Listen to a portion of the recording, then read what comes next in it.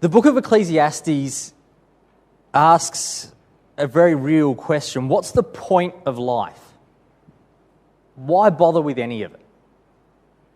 And Solomon's answer is, well, everything you do in your life is going to end up destroyed.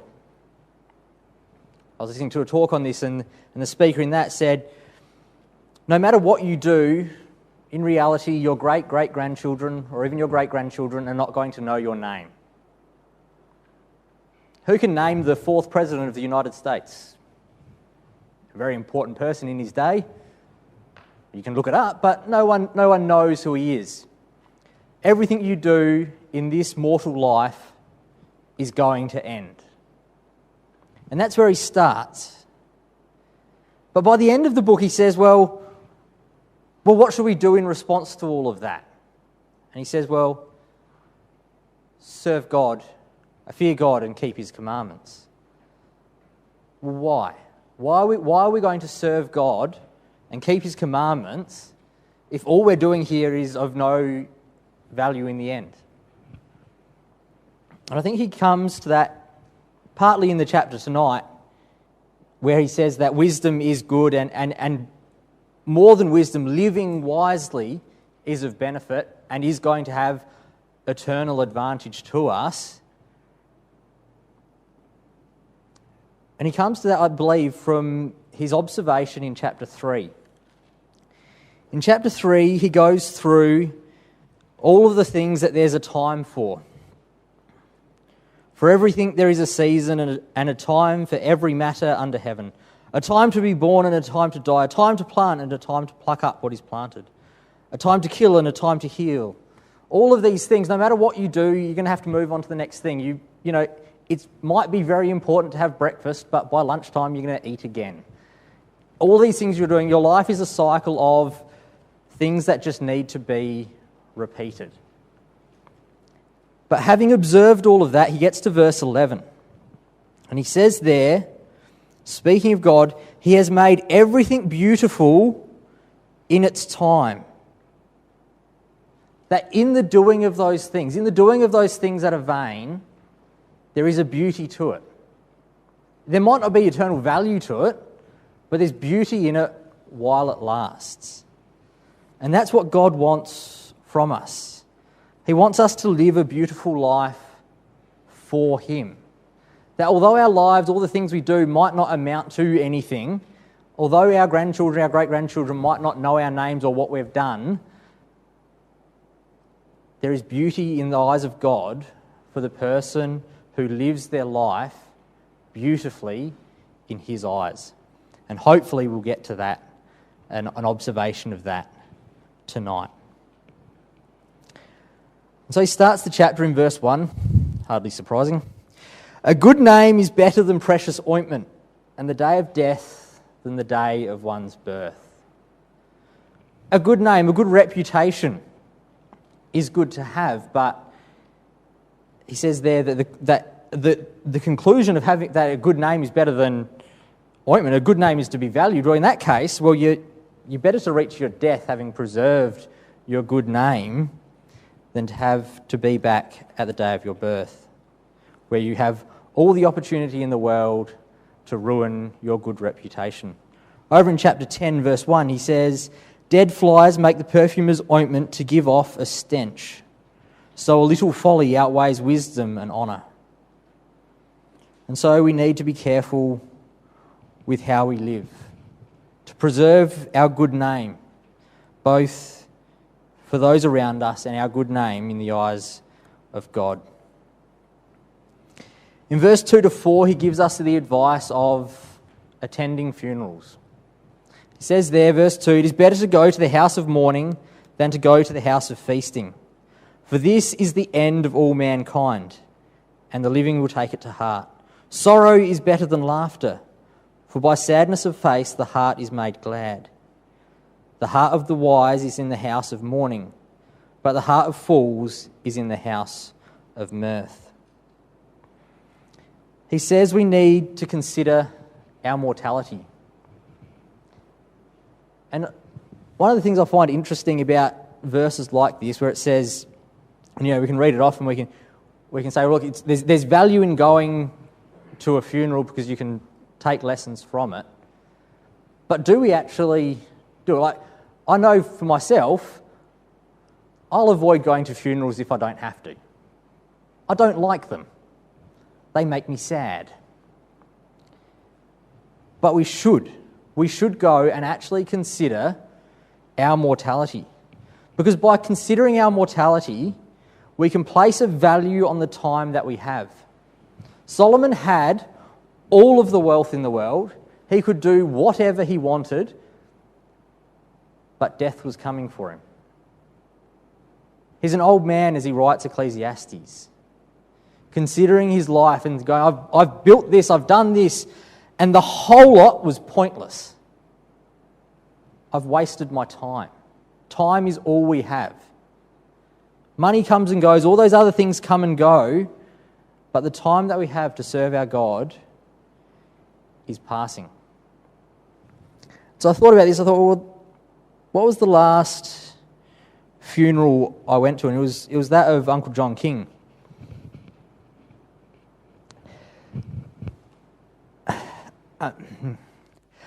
Uncle John was a monumental brother for us at Brighton. He was always there to have a laugh, but more importantly, he was there to give advice. And he wasn't afraid to come up to you and tell you exactly how you'd done wrong in your talk. And he was for myself personally, he was the one who I had my preliminary examination for baptism with.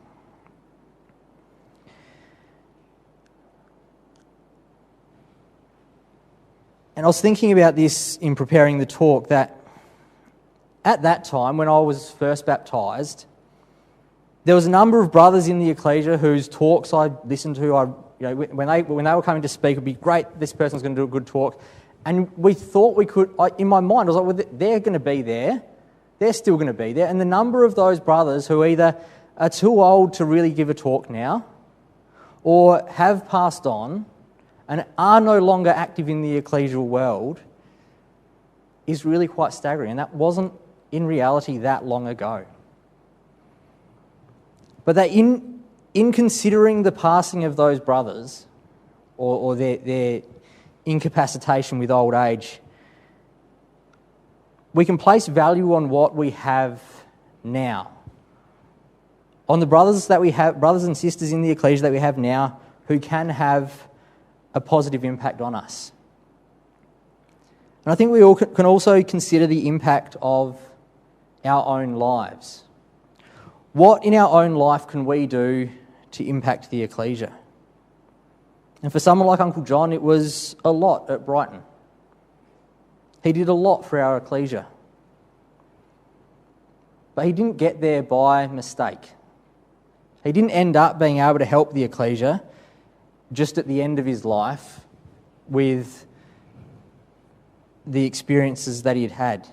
He built up to that of a lifetime lived in service to the ecclesia. And so for us now, I'll include myself in this, at the beginning of our lives in the ecclesia, of what we can do, we can't underestimate the impact that we can have on the ecclesial world, because we will have an impact one way or the other. So let's make our lives of positive impact, of growth and of help to our ecclesial body. Verse 5 and verse 6. It is better for a man to hear the rebuke of the wise than to hear the song of fools. For as the crackling of thorns under a pot, so is the laughter of fools. This also is vanity. Now, we're not going to like it when people tell us off, tell us that we've fallen short in some way. And I was thinking about this, and I think there's quite a good analogy. I mean, I came up with it, so I'm happy with it. Works for me. Is the difference between a coach and a cheerleader. Who's going to have more impact on the running of a football team? Those who are jumping up and down on the sidelines going, well done, you kicked the ball, good work, no matter what happens. And, if the game goes horribly and doesn't go according to plan, well, it was probably the umpire's fault and the other team cheated. That's the role of the cheerleader. But the person who's going to actually make the football team or whatever it happens to be play better is the coach who says, you need to practice kicking the ball through the middle of the goalpost, not to the side, straight down the middle. Come on, you can do it. He'll tell them where they're going wrong. And for us in the ecclesia, in our lives, if someone cares enough about us, about our eternal salvation, to tell us where we might be going wrong,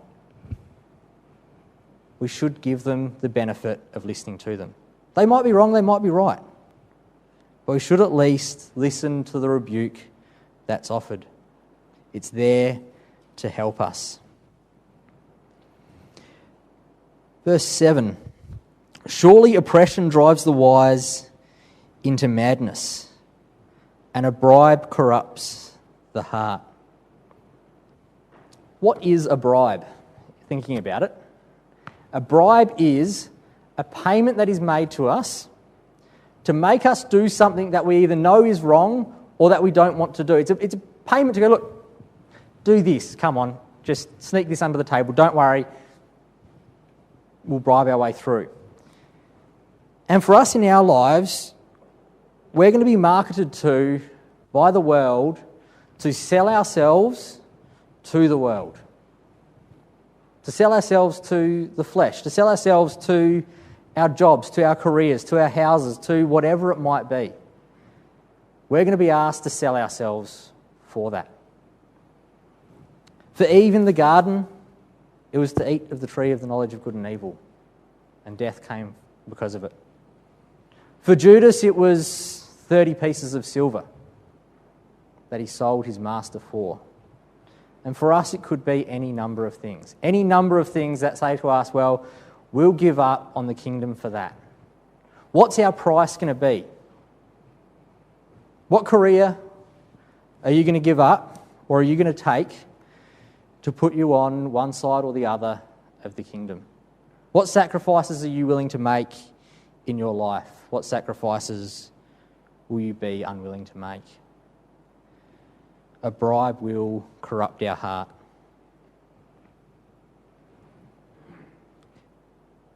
Verse 8, he again reiterates the need for considering the end of a thing. That our focus should be on where we're going to be at the end of our lives. In verse 9, he says, be not quick in your spirit to become angry, for anger lodges in the heart of fools. We need to control our anger and our resentment. It's easy for us to focus on things that annoy us. And if we do, it says there, it's going to lodge in our hearts. If we allow ourselves to be angry, we might think, I'm just angry over here by myself, and it's not affecting anyone. I'm just, I'm annoyed that speaker spoke in that way, or, whatever it happens to be. Things will annoy us in life, and if we allow ourselves to get angry, it's going to stick. And then when we see that person again, we're still going to be angry with them. And I was listening to a talk during the week by Brother Bob Lloyd.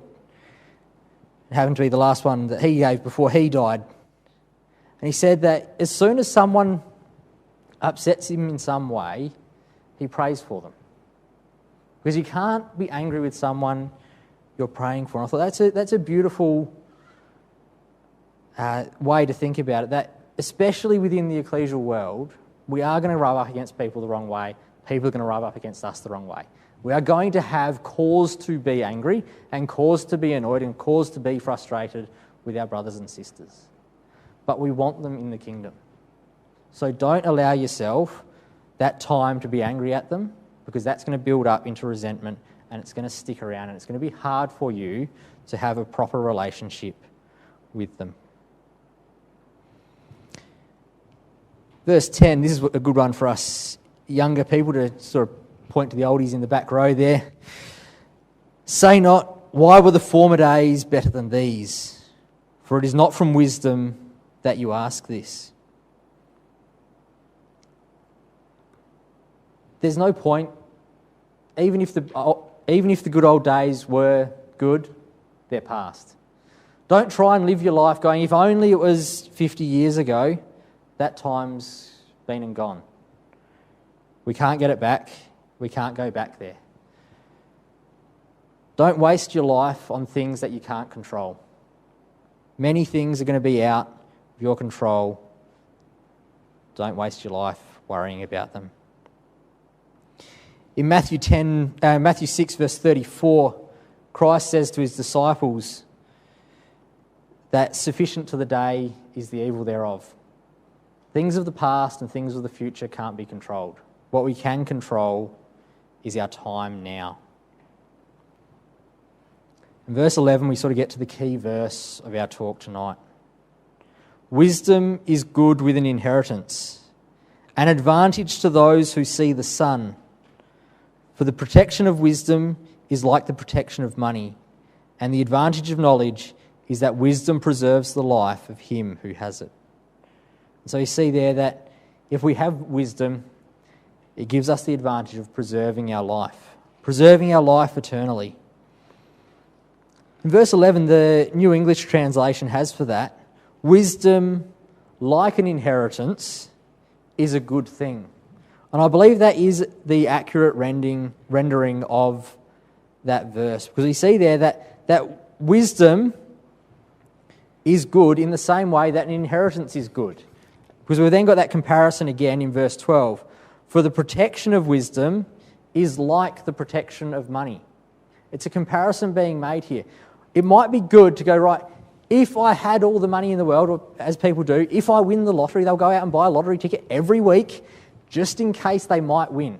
And what would we do with that? If only I won the lottery, if only I had all the money I needed, well, in that case, I could do all of these things. And we seek after and we strive for that. If we had the financial backing, if we had this, if we had that, it would be great. But Solomon here says, well, wisdom is just as good as that. That wisdom is an advantage to those who see the sun. For those who understand the overall course of life, for those who understand that life now, possessions now, wealth now isn't going to help us out in the long run, if that's where we're at, we can understand that a wisely lived life is just as good as all the wealth in the world.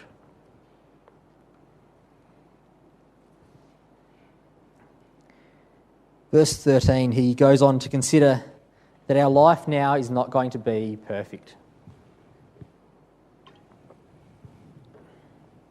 We like to think that just because we have the truth, just because we have the knowledge of God and wisdom, that our life is meaningful, that our life is lasting.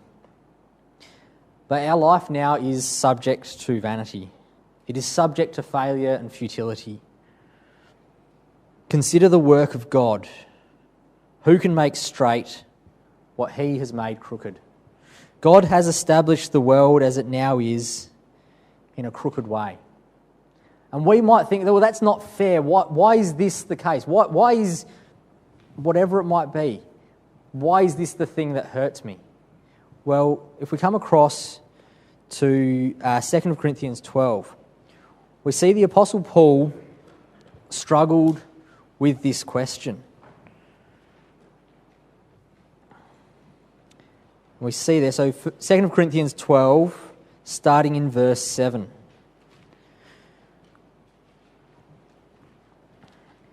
And he says, so to keep me from becoming conceited because of the surpassing greatness of the revelation. So just because God was working directly with Paul so much in his life, he says, well, to stop me getting too proud about that, a thorn in the flesh was given to me, a messenger of Satan to harass me, to keep me from becoming conceited. 3 times I pleaded with the Lord about this, that it should leave me. But he said to me, my grace is sufficient for you. My power is made perfect in weakness. So we're not told what this thorn in the flesh was, but there was something in Paul's life that really got to him, that really got in his way. As he saw it, this thing is stopping me from being able to work properly in the ecclesia. This thing is stopping me. And he says to God 3 times, please, just why this? Why do I have to put up with this? Why is this working against me? And God says, your life's not going to be perfect, Paul. You've got a thorn in the flesh, and what I've given you is enough. We need to trust that the grace and the mercy that God offers to us in our life, the comfort that he gives us in our mortal life, is enough. His grace is sufficient for us. He is giving us what we need to get to the kingdom. On our way back to Ecclesiastes, we'll stop in Romans 8. So Romans 8 verse 18, considering the futility and the vanity of the life that we're now living.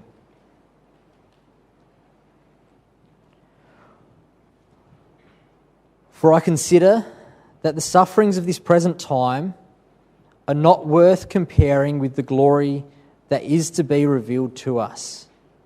For the creation waits with eager longing for the revelation of the sons of God. For the creation was subjected to futility, not willingly, but because of him who subjected it in hope. The creation that we're now a part of is subject to futility. But the futility and the vanity of our life now is given to us with a purpose, as we have there in the end of verse 20. God subjected this world to futility, to vanity, so that we might have hope for what is to come. Verse 21, that the creation itself will be set free from its bondage to corruption and obtain the freedom of the glory of the children of God. For we know that the whole creation has been groaning together in the pains of childbirth until now. And not only the creation, but we ourselves, who have the first fruits of the Spirit, groan inwardly as we wait eagerly for the adoption of sons, the redemption of our bodies. So yes, we are subject to mortality.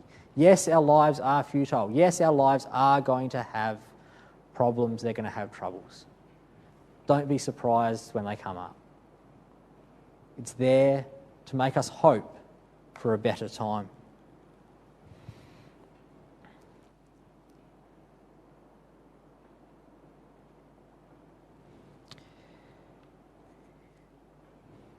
Coming down to, so back in Ecclesiastes 7.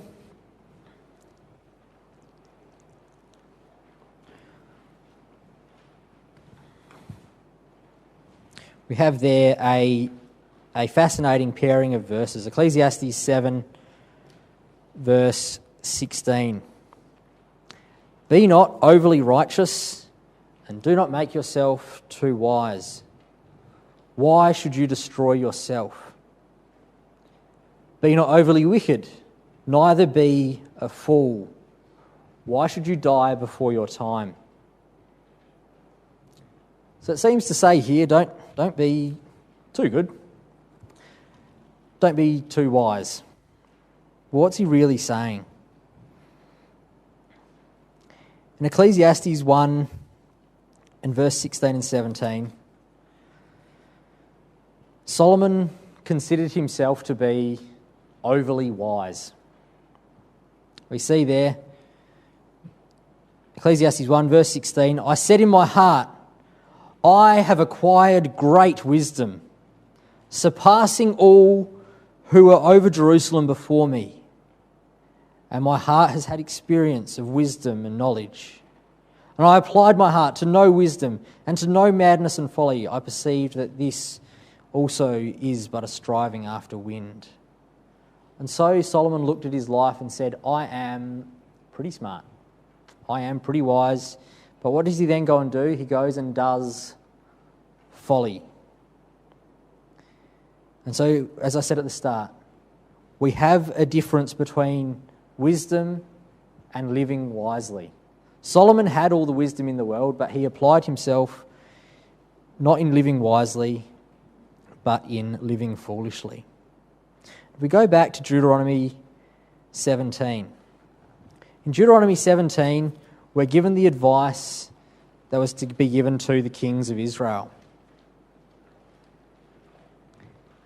And God says to the people of Israel, He says, look, there's going to come a time you are going to go and set a king over you. But when you get a king, make sure the king does these things, because that's how he's going to be successful. And Solomon seems to have looked at this list and went, I'm going to test every single one of those and see if it's actually the case. So, verse 14, when you come to the land that Yahweh your God is giving you, and possess it and dwell in it, and then say, I'll set a king over me like all the nations that are around me. You may indeed set a king over you whom Yahweh your God will choose, one from among your brothers. You shall set a king over you. You may not put a foreigner over you who is not your brother. Now we get to the advice that Solomon really should have listened to, and the checklist that he seemed to be going against. Only he must not acquire many horses for himself, or cause the people to return to Egypt in order to acquire many horses, since Yahweh has said to you, you shall never return that way again. And he shall not acquire many wives for himself, lest his heart turn away, nor shall he acquire for himself excessive silver and gold. So these were the things that the king was not to do. And why was that? Well, down in verse 20, it says, go and read through all the law, go and write it down, keep it, focus on it, think about it. Verse 20, that his heart may not be lifted up above his brothers, and that he may not turn aside from the commandment. Solomon looked at his own life and considered himself and said, I'm the wisest man that's ever been over Jerusalem, so I can give it a go. And if Solomon was the wisest man and he failed so miserably in giving it all a go, well, maybe we should listen to the advice as well. In Luke 5, verse 32, Christ, in speaking to the Pharisees, who said, why are you going to the publicans and sinners, the tax collectors and sinners, those who are labelled, we're not told what the sinners were, but it just says, those people, are that group of sinners over there, why is Christ going to those? Well, because they understand that they're not righteous. Christ came not to call the righteous, but sinners to repentance. We need to recognise that we're not perfect, that we're not going to follow God perfectly. And so don't destroy yourself in trying to be that person. Understand that you are mortal and that you are sinful. But he goes there then in verse 17. Be not overly wicked, neither be a fool. Why should you die before your time? And just in the same way that we can't be too confident in going, I've got everything covered, don't worry, I'm wise, I'm righteous, I've got this sorted. He says, don't give yourself over to sin. Don't just go, well, I've stuffed up, I might as well just see this through to the end. He says, don't give yourself over to sin. Why are you going to die before your time? And there's a beautiful psalm along these lines. We go to Psalm 130.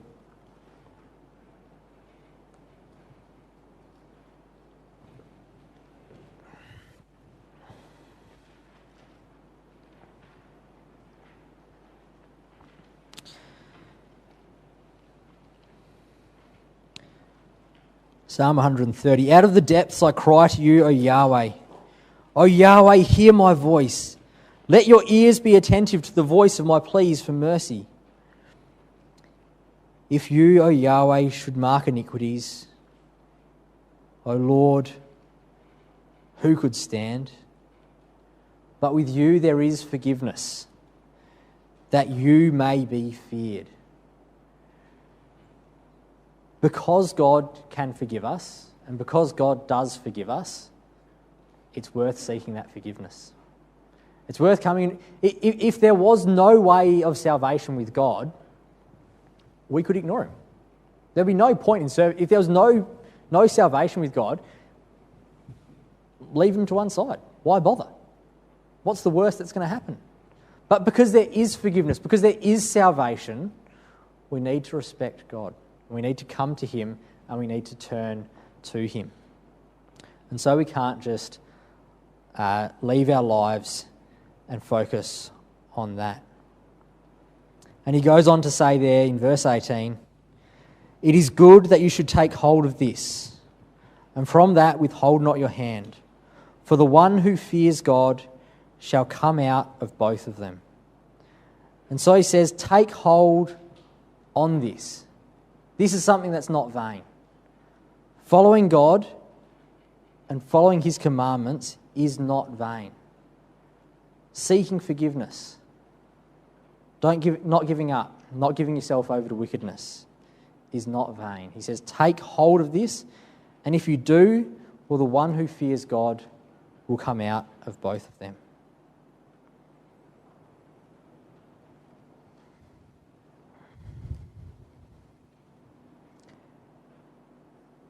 Verse 19, "Wisdom gives strength to the wise man more than 10 rulers who are in a city.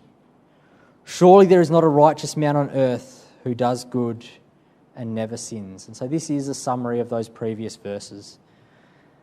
That Solomon had all of the armies built up in Israel. He'd gone through and he had done all of that, and he says, well, wisdom is more beneficial than all of those things. There is not a righteous man on earth who does good and never sins. And so we need to understand that that's the state that we're in. In verse 21 and verse 22, he gives us more advice for life. "Do not take to heart all the things that people say, lest you hear your servant cursing you.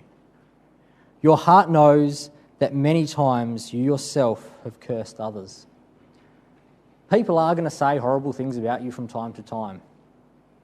But don't hold other people to a different standard as you hold yourself. Understand that people will say things in passing and let it go. If you go and hang on to that and go, oh, why did that person say that about me? Well, it's not going to help you in the long run. You know that you've gone and said the same sorts of things about other people. In verse 23, we have, I believe, Solomon's admission of guilt.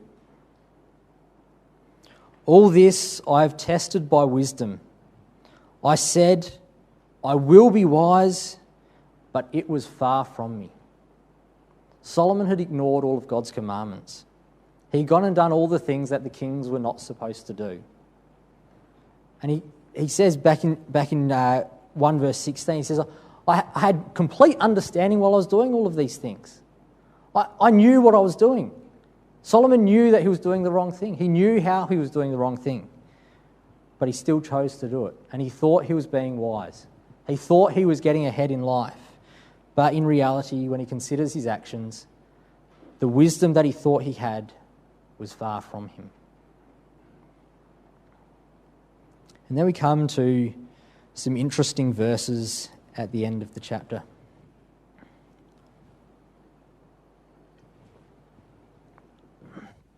Where Solomon looks at his worst mistake. And this mistake that Solomon made would go on to destroy the nation of Israel and the nation of Judah. Solomon's mistakes in his life would be the primary cause of the Babylonian captivity. And he starts there in verse 25. "I turn my heart to know and to search out and to seek wisdom and the scheme of things, to know wickedness and folly and the foolishness that is madness." So I've searched through everything. And what's he found?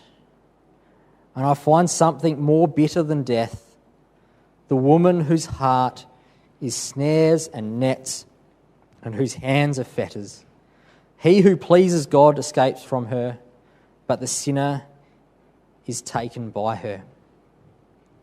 And so he said, from, in reality, the male perspective, the lust of the flesh is the thing that is, as far as he is concerned, is more bitter than death.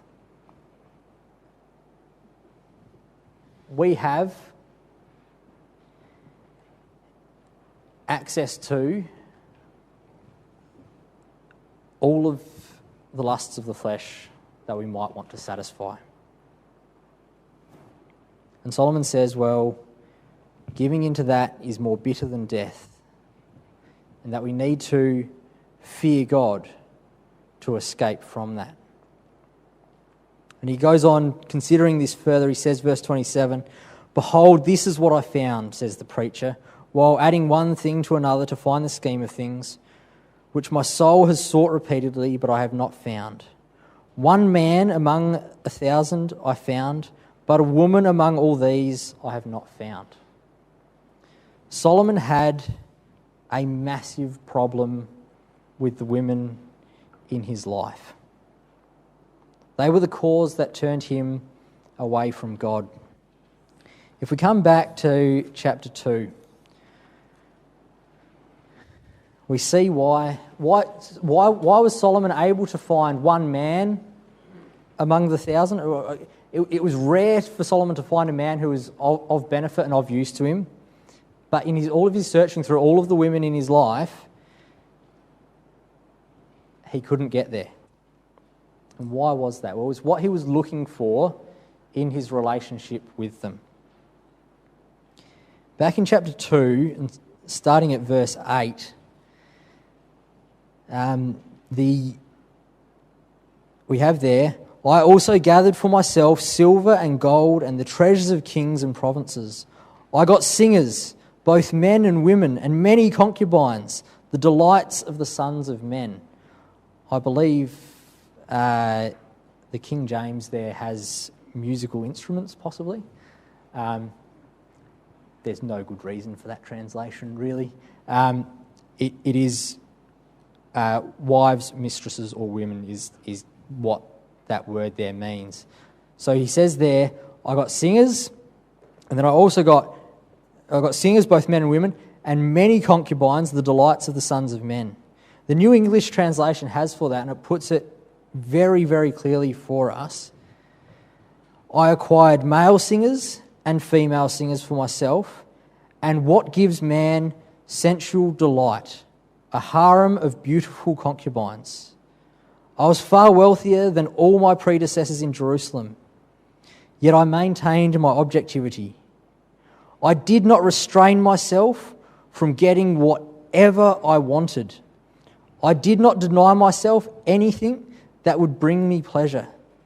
So all my accomplishments gave me joy. This was my reward for all my effort."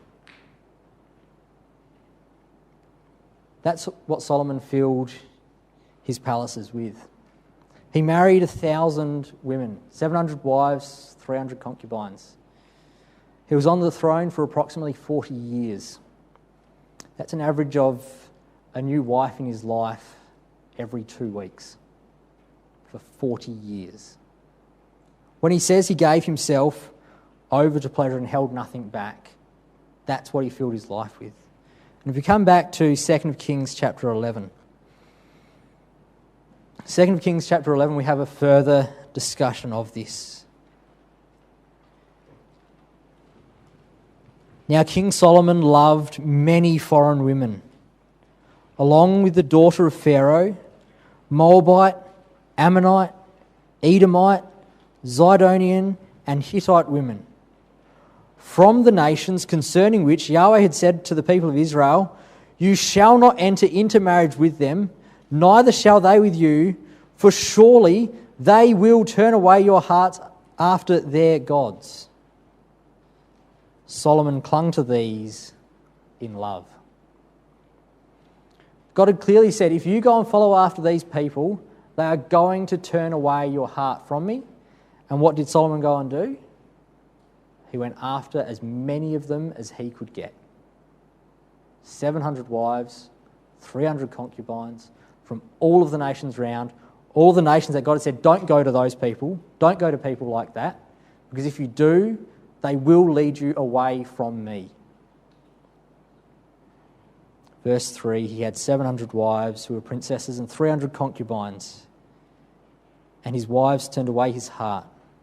For when Solomon was old, his wives turned away his heart after other gods, and his heart was not wholly true to Yahweh his God, as was the heart of David his father. And it goes on to describe how he set up the high places, the idolatry in the nation of Israel and the nation of Judah. And for every single one of the kings of Judah, all the way through till you get to Josiah, for every single one of them it says, of those who served God, it says they served God, but the high places were still there. The high places still remained. What Solomon did in his life, in the wives he sought, in the relationships he had, turned away his heart and left a scar on the nation of Israel for the rest of its existence, in reality. For the entire period of the kingdom, from Solomon on, we have high places there until we get to Josiah. That's the result of that relationship. And for us, we're given similar advice. Paul tells us to not be unequally yoked together with unbelievers, because it's going to result in the same thing for us. We need to take an example from Solomon, because the people that we have relationships with are going to have the biggest impact on our life. And the result of it can be utter destruction, not only of ourselves, but of those around us. Be careful who you have a relationship with.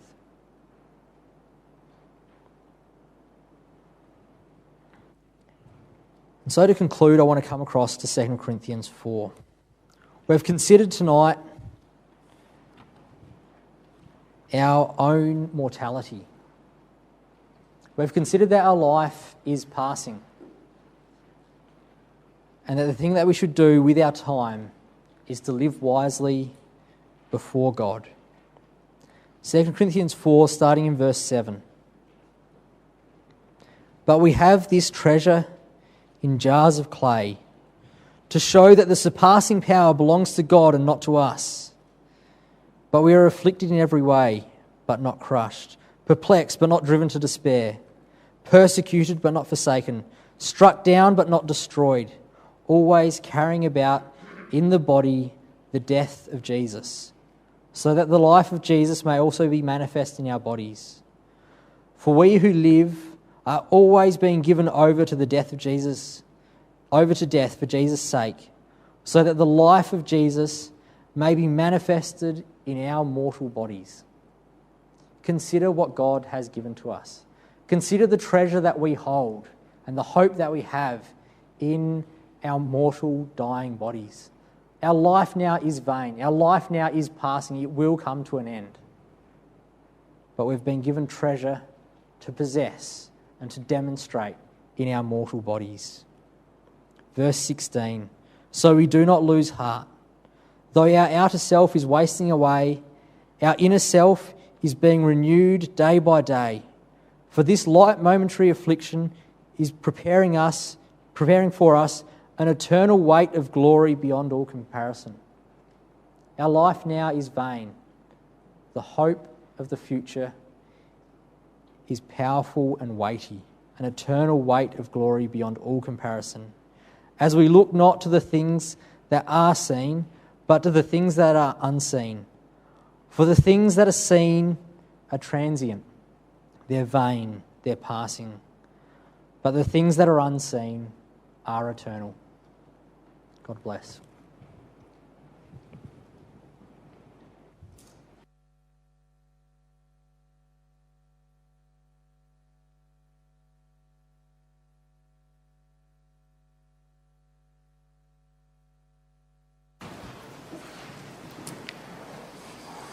Thank you, Brother James.